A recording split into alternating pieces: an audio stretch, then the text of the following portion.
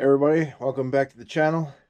Today we're going to be putting a couple more modifications on my ice fishing sled build for 25-26.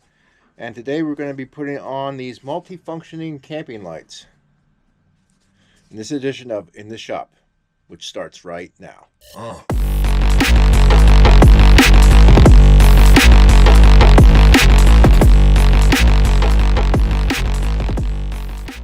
Okay, went on Amazon. I wanted to get some lights for my my sled that I'm going to build this year for ice fishing.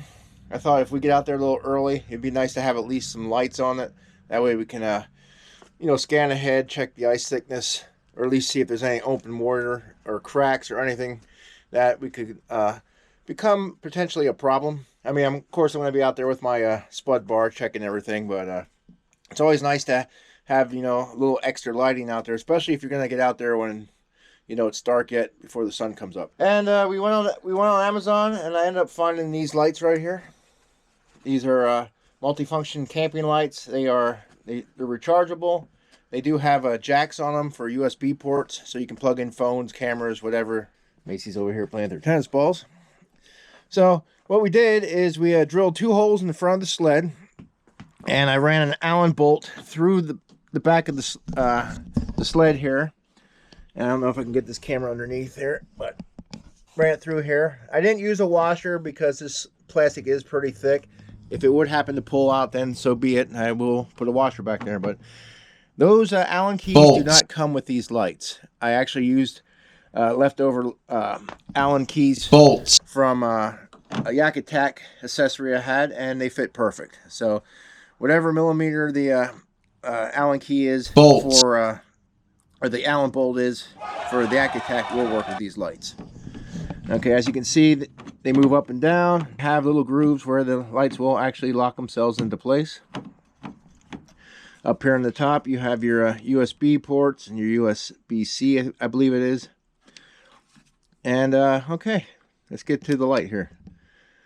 Got the indicator, how much battery power you have. As you can see, you got the bright white, and there's like 3 different kinds. And then here is the flashing red function.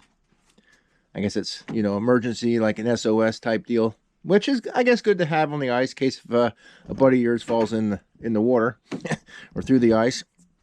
But I also noticed that when I put it on the bright white, if I hold the button down, I don't know, the light will actually dim. So that's kind of nice. It's still pretty bright in here yet, but as you can see, these lights will light up pretty good. So this might be also the last time you'll see this shop here, my little fishing shop, because we go outside here. Had the truck out earlier. I was going to go kayak fishing, but it decided to snow, and I just had other stuff I wanted to do. But this whole area here, that's all going to be leveled out, cleared out, and we're going to be put in a 25 by 12 foot gray and black building, which is going to house the kayaks, the trailers, and part of the future fishing shop. And as for this here, all this here is going to get torn down too, and there's going to be another 12 by 50 or 12 by 25, which is going to actually house the bass boat. It's just perfect size. This is actually 25 foot here, and the boat fits in perfect. So yeah, and it's also going to be more straight walls. It's going to be more box shaped than the round carport, which is going to come in handy, for if you want to put pegboards or something up. And all this crap over here, which looks like a total disaster area. That boat there is actually going to go in the other one. This is all going to be cleared out, and I don't know what we're going to put in there. Maybe we'll plant a garden. I don't know. But yeah, that's about it. So we got the lights put on the sled, and now we just gotta wait for some cold weather to come through, give us at least 3.5–4 inches of ice, and ice season will officially start. So until next video, I'll see you guys on the water, or probably on the ice.